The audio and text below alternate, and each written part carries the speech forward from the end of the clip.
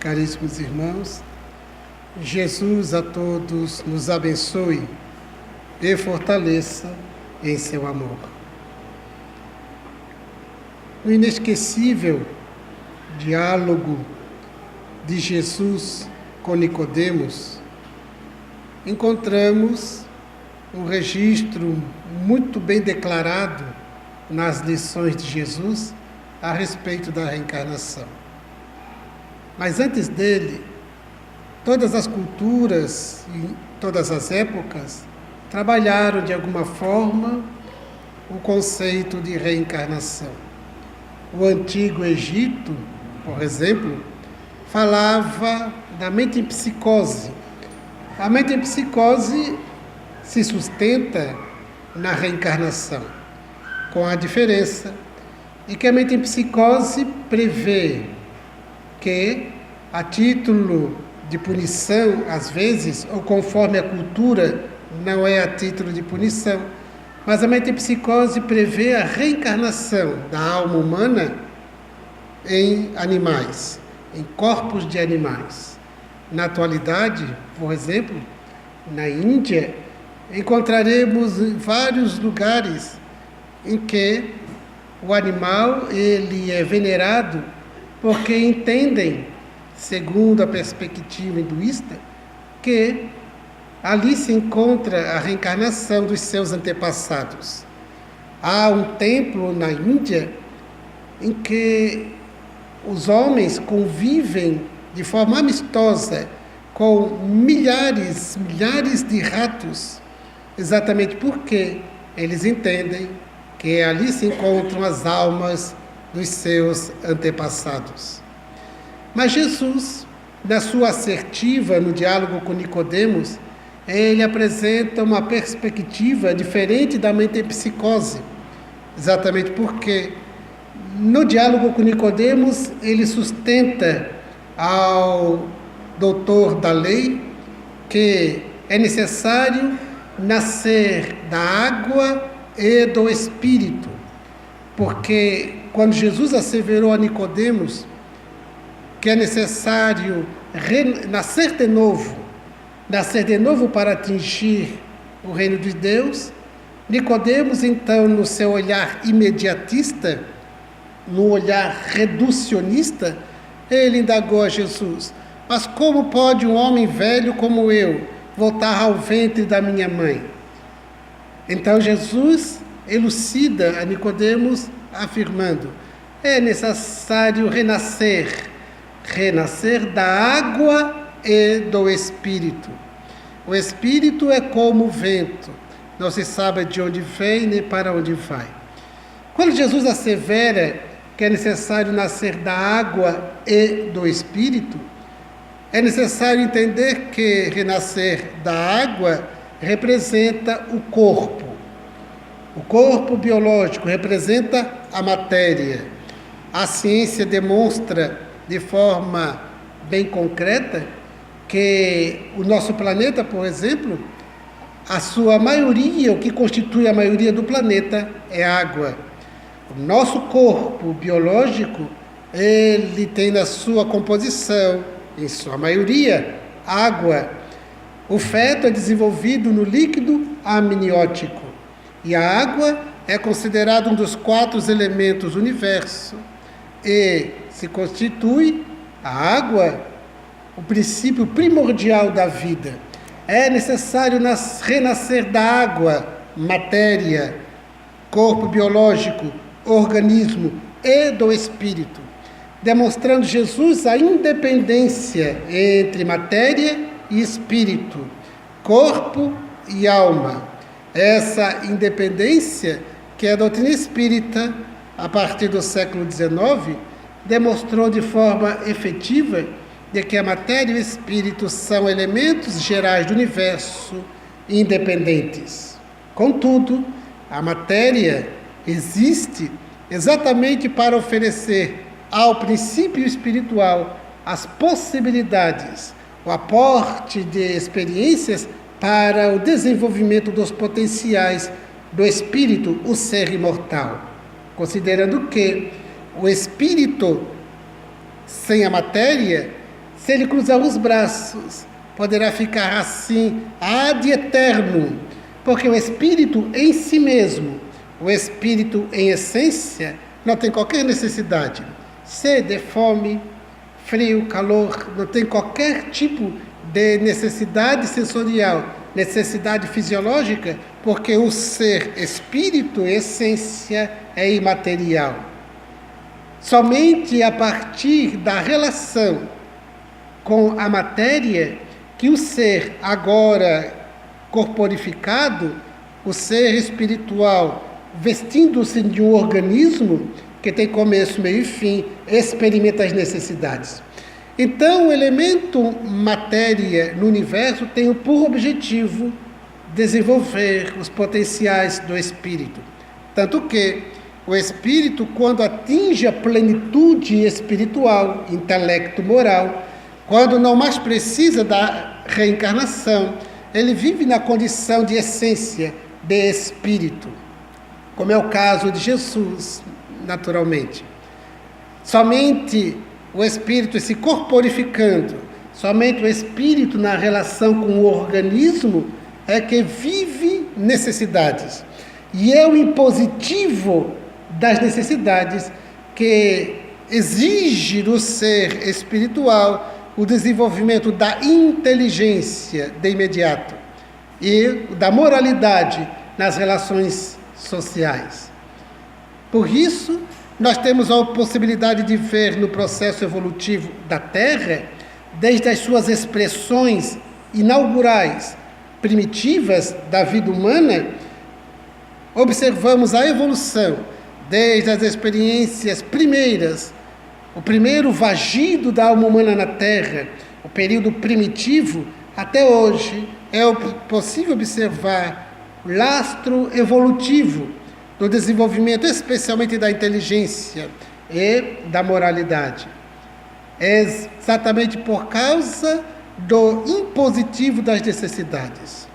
A necessidade imediata de manter-se vivo, a lei de conservação, que é lei natural universal, a lei de conservação, faz com que o indivíduo, qualquer ser vivo, sob a forma instintual, sob o imperativo dos instintos, deseja manter-se vivo.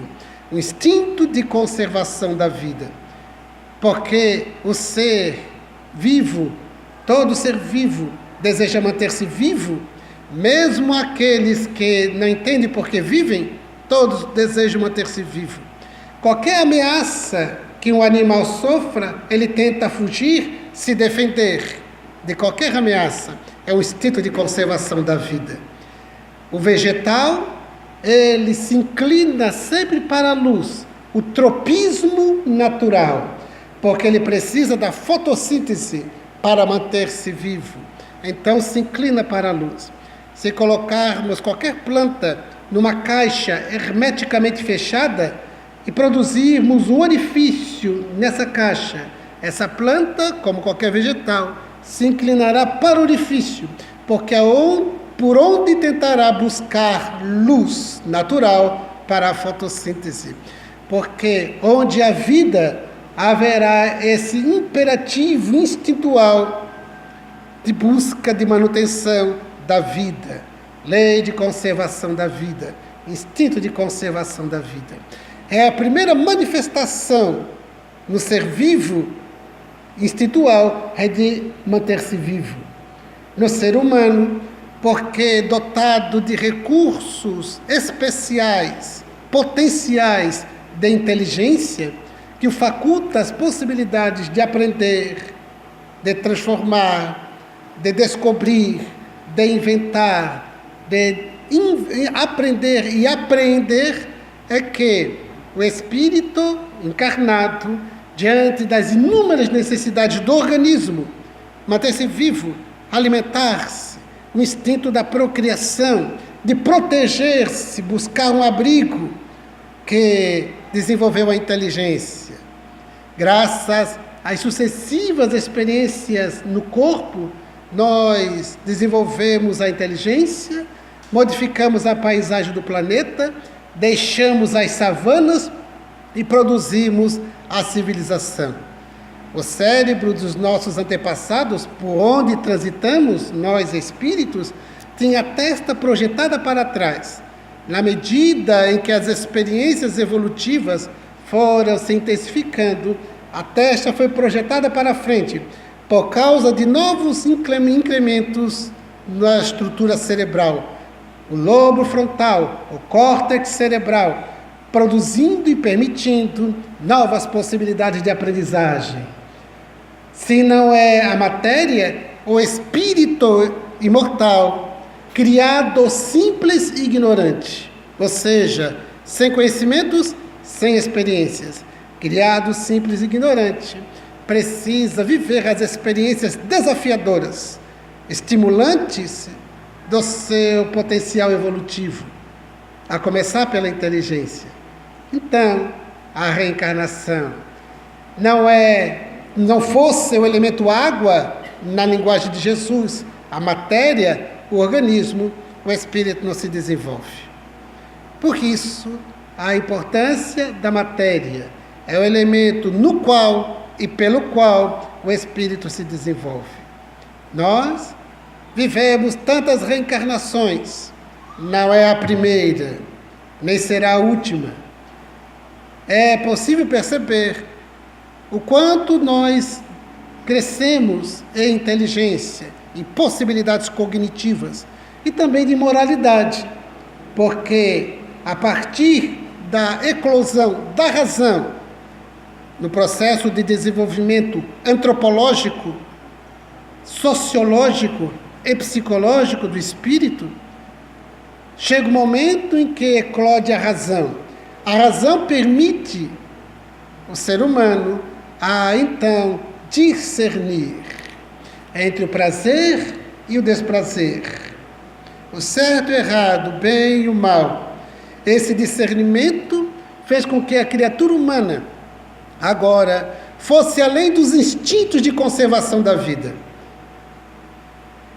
O instinto de conservação da vida impele sobreviver o ser humano a partir do momento que tem a possibilidade intelectual de discernir.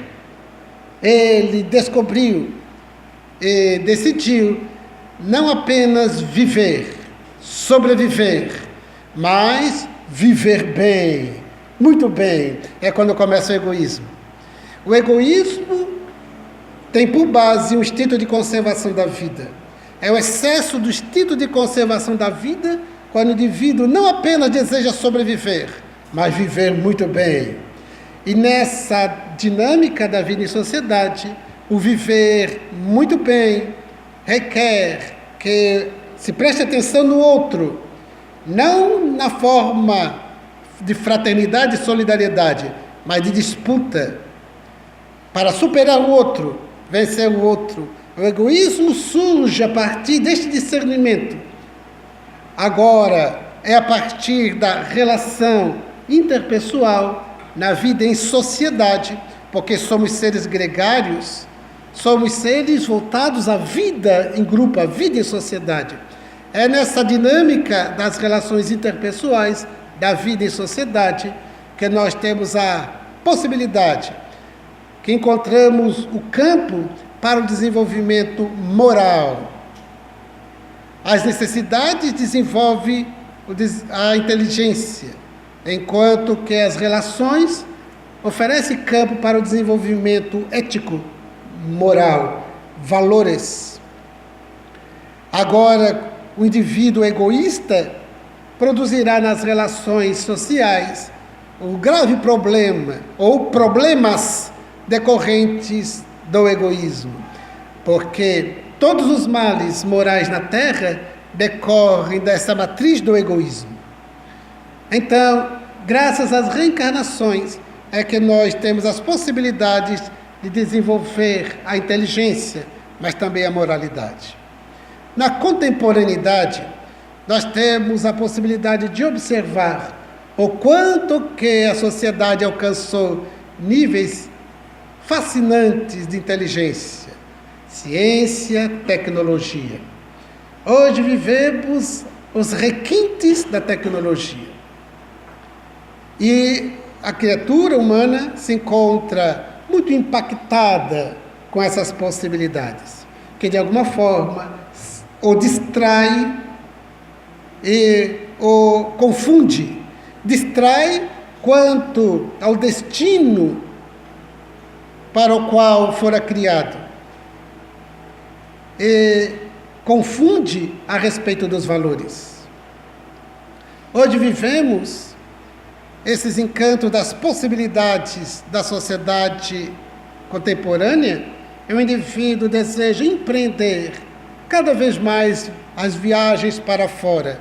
Nunca se viajou tanto e nunca fomos tão estimulados a viajar para fora. Quanto mais longe, melhor. A sociedade favorece e as possibilidades. Antes, eu me recordo quando era garoto, adolescente, a ideia que se tinha é que só os ricos podiam viajar para o exterior. Hoje qualquer um de nós viaja, é só ter um pouco de planejamento. Com as facilidades que se tem, o indivíduo tem ido para fora. Já tem se sonhado com as viagens interplanetárias. Assisti a uma reportagem recente que informa que bilionários norte-americanos estão investindo em pesada tecnologia para uma viagem a Marte. Acreditam que em 15, 20 anos essa viagem será possível. E já estão vendendo as passagens. Milionários estão comprando porque, por enquanto, as passagens são só adequadas para quem é rico. E eu fiquei pensando, está se querendo viajar já para Marte. E informam alguns idealizadores que a Terra, os recursos naturais na Terra estão escasseando. E os recursos para a vida na Terra serão encontrados em outro planeta. E que deveremos trazer para cá, ou colonizar outros planetas. E eu fiquei pensando, ser humano é muito imperfeito ainda. Está destruindo, acabando de destruir o planeta e já deseja colonizar outro. E eu me recordei do espírito Emmanuel. Emmanuel, através do médium Francisco Cândido Xavier, disse que a sonhada viagem interplanetária com os recursos pretendidos de tecnologia de ir e vir com as facilidades das aeronaves não será possível enquanto a Terra não se encontrar moralizada. Porque enquanto estivermos com esse impulso imperialista, colonialista, para colonizar outras estações planetárias, levando o nosso egoísmo, levando o nosso materialismo, Deus não permitirá que os recursos tecnológicos sejam desenvolvidos para tanto. Talvez seja apenas um cálculo, um detalhe para tal tecnologia, mas não será possível enquanto a Terra não estiver moralizada, informa Emmanuel. E é muito lógico, dentro da perspectiva das leis divinas, é muito lógico. Enquanto não resolvemos os problemas morais aqui, nós não podemos pensar em levar as nossas imperfeições para além do planeta. Então, graças às reencarnações, é que temos as possibilidades do desenvolvimento intelecto-moral. A inteligência se desenvolve pela própria dinâmica da vida, o impositivo das necessidades. Agora, o desenvolvimento ético-moral requer esforço pessoal, vontade autodeterminada. Percebe os requintes da tecnologia que chegamos? E notem o nível de violência ainda. Vivemos hoje crises perturbadoras. Os números de violência são terríveis. O nosso país, já tivemos a oportunidade de falar aqui, repetimos, é um dos países mais católicos no mundo, é o mais espírita do planeta. O movimento evangélico cresce de forma plural. E, nada obstante tanta religiosidade, é um dos países que mais pratica o aborto. A violência urbana apresenta índices de mortes violentas por homicídio maiores que muitas guerras que estão acontecendo hoje na Terra, o que assusta. O quadro ainda de imperfeição moral da criatura humana na Terra. Então, nós precisamos prestar muita atenção na nossa reencarnação atual. É uma oportunidade extraordinária e nós sabemos quando teremos a nova oportunidade para reencarnar. Porque as necessidades são muito grandes. Por isso, a aproveitar a atual reencarnação. Entender que a reencarnação, na dinâmica da nossa evolução, nos devolve ao proscênio da Terra para prosseguir a evolução, mas também para o nosso encontro com as consequências daquilo que fizemos no passado. O enfrentamento das consequências é inevitável. É inevitável. Ninguém foge dos efeitos do mal praticado. E ninguém deixa de se beneficiar pelo bem realizado. Se o tempo não permite que as consequências aconteçam na mesma reencarnação, acontecerão nas futuras reencarnações. Não é de estranhar que a Terra ainda seja um cenário de tanto sofrimento, por causa das nossas imperfeições, das nossas dívidas morais. Por isso, não nos assustemos com os nossos desafios, não nos perturbemos com os nossos problemas, não desanimemos diante dos sofrimentos que nos alcançam, as dores que nos atingem, porque são as nossas experiências evolutivas. Muitas delas são necessidades por causa das nossas imperfeições, erros de um passado, e que as consequências se manifestam hoje, de diversas formas, no organismo, no fenômeno, no binômio saúde e doença, nas relações interpessoais, nos temas familiares, na dinâmica psicológica, no mundo íntimo. Há várias formas pelas quais as consequências nos alcançam. Conforme a natureza do mal, experimentaremos o sofrimento. Isso se nós não trabalharmos a transformação moral. Porque a vontade de Deus não é o nosso sofrimento. A vontade de Deus é que não precisemos da dor. A dor é sempre a terapêutica, quando ausente o amor. Disse Jesus, o amor cobre a multidão de pecados. Agora, faltando essa disciplina do amor, da transformação moral, a dor vem para a correção. O espírito de Meimei narra uma parábola para Chico Xavier. Disse o espírito que estava um pastor com as suas ovelhas.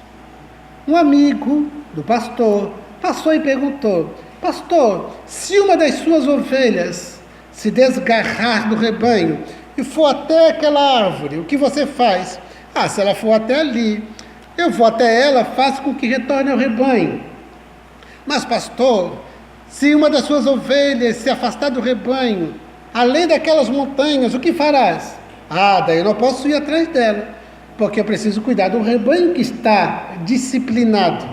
Então, eu mando o cão ir atrás da ovelha que se perdeu. Então diz o Espírito que o pastor é Jesus. As ovelhas somos todos nós. A ovelha que se perdeu pode ser qualquer um de nós, que delinque diante das leis morais da vida. O cão que vai buscar a ovelha que se perdeu é o sofrimento.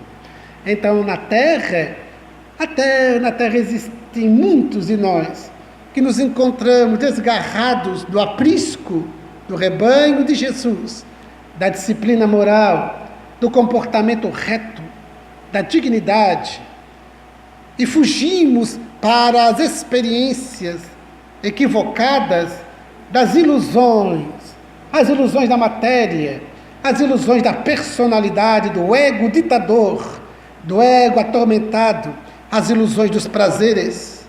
E então, distanciados do rebanho de disciplina amorosa, O cão, o sofrimento, veio ao nosso encontro para nos alertar que a vida tem outros temas, que a vida tem outro destino, porque é o sofrimento que nos faz pensar, é o sofrimento que nos desperta a atenção, é o sofrimento que nos alerta para as questões da vida e até mesmo a respeito de Deus.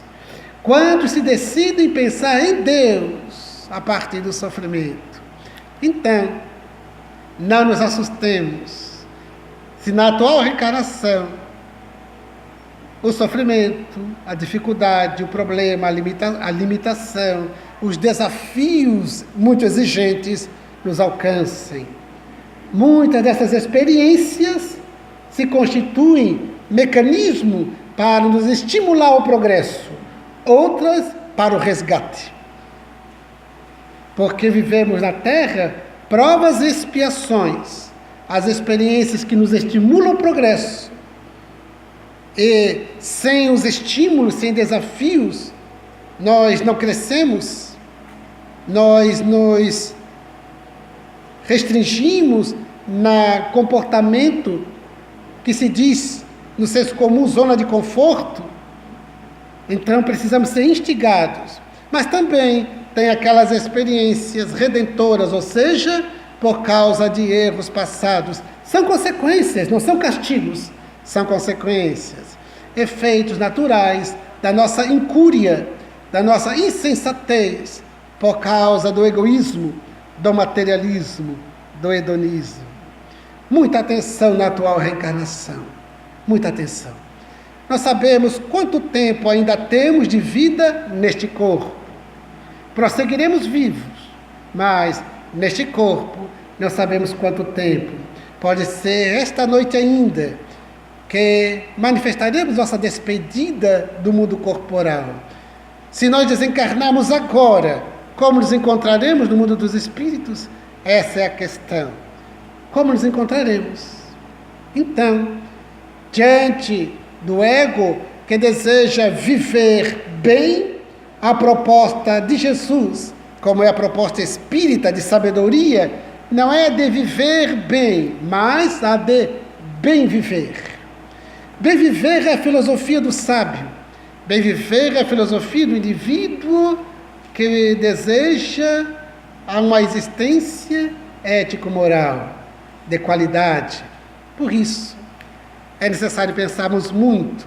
A atualidade se encontra muito exigente, com inúmeras possibilidades. Vivemos uma sociedade muito dinâmica e temos nos descuidado dos valores. Cada vez mais somos estimulados a mais prazeres, intermináveis prazeres, inúmeras distrações. Muito cuidado com as distrações e com os prazeres. Há todo um discurso de que para viver bem é necessário os prazeres, as distrações. E o indivíduo tem se entregado muito às ilusões e deixado de desenvolver valores.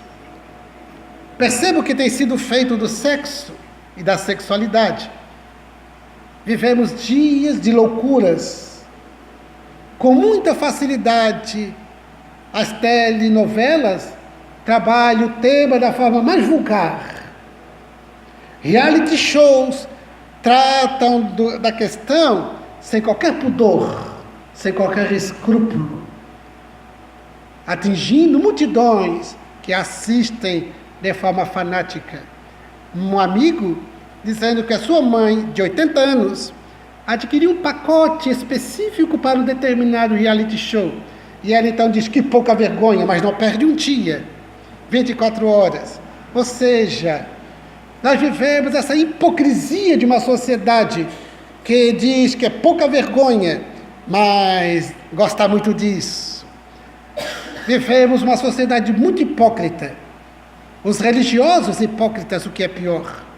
Como afirma Terry Wiggleton, sociólogo britânico, que escreveu um livro que tem por título a morte de Deus na cultura.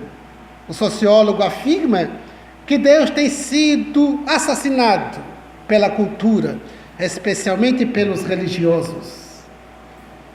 Os religiosos hipócritas, que falam de Deus, que oram de joelhos, que participam de cultos, que cumprem com os sacramentos, mas na vida íntima, na sua rotina de pensamentos e de comportamentos, demonstram o quanto não vivem aquilo que se encontra no seu discurso. Então vivemos uma sociedade muito hipócrita. E essa hipocrisia tem levado a muitas reencarnações sem qualquer conquista significativa. Cuidemos da nossa atual reencarnação. Muita atenção. A sociedade, com todos os seus requintes de inteligência, de tecnologia, de discursos, tem falhado muito na educação das crianças, por exemplo, com as músicas que andam por aí, as letras perturbadas, o que tem sido feito da arte contemporânea, as músicas, as letras de pessoas atormentadas, eu diria obsediadas, letras vulgares, chulas, e o povo canta. Já vi em aniversário de crianças, meninas que não sabem o que estão cantando, não sabem o que estão dançando, o que representa aquela coreografia, sob o aplauso das mães, encantadas, como são espertinhas. Mas isso elas estão ensinando às crianças, que agora não sabem o que estão cantando,